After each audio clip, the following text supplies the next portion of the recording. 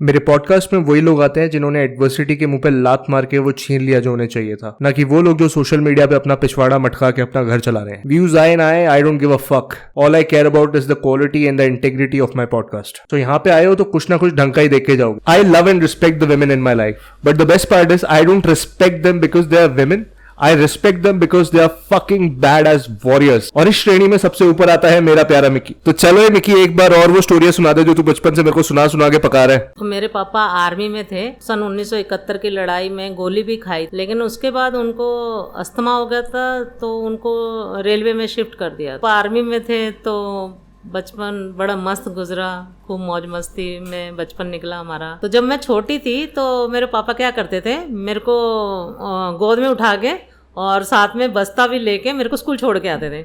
और हम लोग रेलवे की उसमें रहते थे, रेलवे क्वार्टर में, तो पटरी भागते थे। पटरियों के बीच में पहले वो स्लीपर बिछे होते थे तो उसके ऊपर चढ़ चढ़ के भागते थे। और मेरी फ्रेंड्स बहुत मजाक उड़ाती थी कि इसके पापा इसको गोद में लेके आते हैं और इसका बस्ता भी उठा के लाते हैं। तो मेरे पापा बोलते थे मेरा ये सरकारी हवलदार है और मैं इसको बड़ा होकर सरकारी नौकर बनाऊंगा। तो मैं तो लड़ती थी कि नहीं भाई, मेरे को तो नौकर बनना ही नहीं, सरकारी नौकर तो बिल्कुल नहीं। मुझे ऐसा लग रहा था कि नौकर जो होते हैं वो चाय बेचते हैं, क्योंकि मेरे घर के सामने एक चाय वाला था जो चाय लेके आता था। और वो चाय लेके आता था तो उसके वो बहुत छोटा था बेचारा, वो चाय उसका हाथ जलता था। तो मेरे पापा बोलते थे तेरे को मैं नौकर बनाऊंगा। तो मेरे को बार बार उसका ही दिमाग में आता था कि ये नौकर बनाएगा तो मुझे ये चाय बेचनी पड़ेगी भाई, और अपने हाथ मेरे जलेंगे। तो मुझे हमेशा था कि मुझे सरकारी नौकर तो बनना ही नहीं, खत्म ही कहानी। वो हंसते थे क्योंकि मेरी छोटी सी बात के लिए। तो हम लोग बहुत छोटे थे तो पापा ख़त्म हो गए थे, एक्सपायर हो गए थे। तो एक जो बड़ा भाई था उसके कंधे पे सारा बोझ आ गया। तो हम 8 लोगों का परिवार था जो उसको अकेले को ही पालना था। तो वो ये बेचारा दिन में रिक्शा भी चलाता था, नाइट कॉलेज भी जाता था और एक साइकिल की दुकान भी लगाता था जो पंचर लगाता था। तो वो सबसे पहले आटा के परात भर के लाता था। माँ को बोलता था माँ हम खा तो नमक से भी लेंगे लेकिन अगर आटा घर में होगा तो वो बात मुझे आज भी याद है। बात चाहे 40 साल पुरानी है, लेकिन कभी भी हमें अपने घर में रह के ये कभी फील नहीं होने दिया कि ये लड़की है और इसको पढ़ाना नहीं है।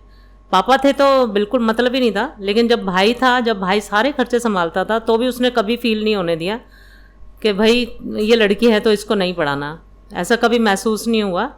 लेकिन जब सब बड़े होते चले गए, खर्चे बढ़ते चले गए, तो 10th के बाद भाई ने बोल दिया आगे नहीं पढ़ा पाऊँगा, अब मेरे बस के नहीं है। 10वीं के बाद मेरे को समझ ही नहीं आ रहा था कि मैं करना क्या है मुझे। मैं इतना होपलेस हो गई थी। वो पीरियड मेरा बहुत बैड पीरियड था। मेरे को समझ ही नहीं आ रहा था मुझे करना क्या है। तो मुझे अपने आप को लग रहा था कि मैं 10 पढ़ के भी बहुत कुछ नहीं कर पाऊँगी। जब मैंने आगे जाके लोगों के जूठे बर्तन ही मांजने हैं तो मैं आगे क्यों एफर्ट मारूँ, क्यों पढ़ना है मैंने इसके लिए। तो मैं कुछ समझ ही नहीं पा रही थी। एक बार मेरे घर पे एक लड़का आया जो दूर का रिश्तेदार था। मुझे लगा मैं माँ ने उसको शादी के लिए बुलाया। तो वो मेरे पास आया और बोल रहा है कि अपना सर्टिफिकेट दिखाना। तो मैंने बोला मैं तो अनपढ़ हूँ, मैं तो सर्टिफिकेट किस बात के दिखाऊं, मेरे पास कौन सा सर्टिफिकेट। तो माँ ने बोला दिखा दे बेटा। तो मैंने क्या करा, सारी फाइल लिए और पटक के मारा उसके आगे कि ले तू देख इसमें क्या देखना चाहता है, क्योंकि मुझे लगा कि वो शादी के लिए सर्टिफिकेट देख रहा है, इसलिए मैंने उसको पटक दिया उसके आगे। तो वो मेरे सारे सर्टिफिकेट उसने इकट्ठे करे और वो चला गया।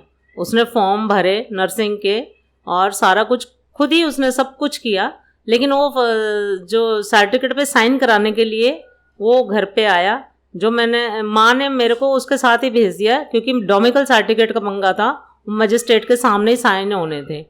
तो बस इसलिए चले गए कि रिश्तेदार है शायद, इसलिए माँ साथ में भेज रही है, उसका अपना कोई काम हो। मुझे कंफर्म नहीं था कि वो मेरे लिए ही हो रहा है। तो लाइन उसकी जो सर्टिफिकेट जमा कराने थे, लंबी लाइन थी। तो मैंने क्या करा, लाइन छोड़ के बाहर वापस आ गई।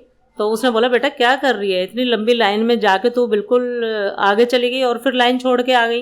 पर मेरे दिमाग में ये चल रहा था कि मैं फॉर्म भर के करूं क्या, जिसने पैसे देने हैं, मेरी फीस भरनी है, उसने तो मेरे को आगे बढ़ाने के लिए मना ही कर दिया। मैं कुछ ही करूं, किसी को क्या ही फर्क पड़ना है। तो मैंने उस मोमेंट में पता नहीं क्या दिमाग में आई कि नहीं फॉर्म तो भर ही देना चाहिए। घर आई तो मैंने माँ को बोला माँ मेरा ये क्यों फॉर्म भरवा रही है, क्योंकि भाई ने पैसे देने हैं, उसके ऊपर तो पहले इतना बच्चों का पालन पोषण है, तो वो आपने ये मेरे को क्यों भरवाया?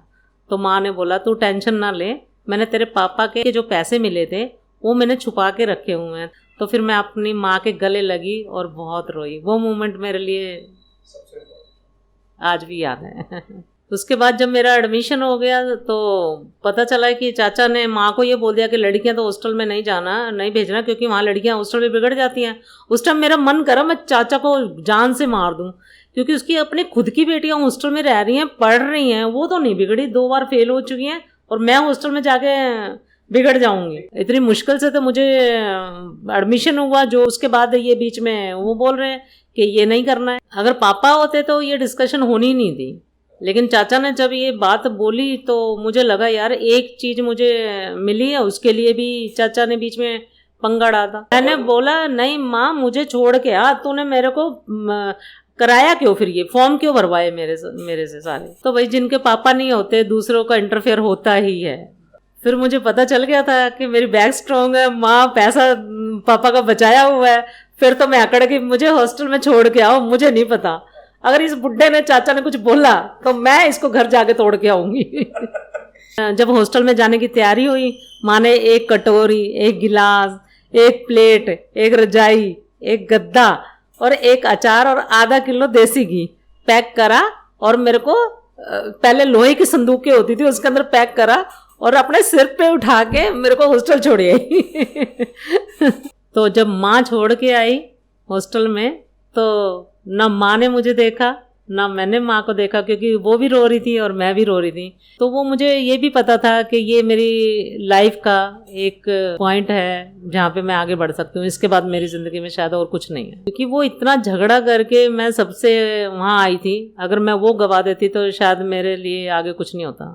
तो जब माँ छोड़ के मुझे चली गई हॉस्टल में, तो फर्स्ट डे जैसे मैं अपने कमरे में गई तो मेरी एक क्लासमेट थी, वो एक कोने में घुस के रो रही थी और बोल रही हाय माँ मैं तो गोबरे थाप लूंगी, हॉस्टल में कौन ही रहूं।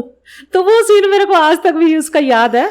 उसका नाम राकेश था, क्योंकि उसके जो हस्बैंड थे वो मिलिट्री में थे और उसको हॉस्टल में छोड़ गए थे ताकि सास बहू का कलेश ना हो, ताकि ये ट्रेनिंग भी कर लेगी और सास से अलग भी रह लेगी। वो सीन मुझे आज तक नहीं भूलता। उस टाइम वो भी रो रही थी और मैं भी रो रही थी। मैं उसको चुप करा रही थी, खुद अपना रोना नहीं देख रही, उसको चुप करा रही थी। कोई बात नहीं, अब तो हमने यही रहना है। सब लोग गांव से थे, हरियाणा साइड से, लेकिन मैं अकेली लड़की थी जो पंजाब से थी। थोड़ा टाइम तो मुश्किल लगा ही, उसके बाद पर मेरा उनके साथ बहुत मन लग गया। जब हम बिछड़े तो एक दूसरे के गले लग के बहुत रोए, क्योंकि उस टाइम ना फ़ोन थे, कुछ नहीं था।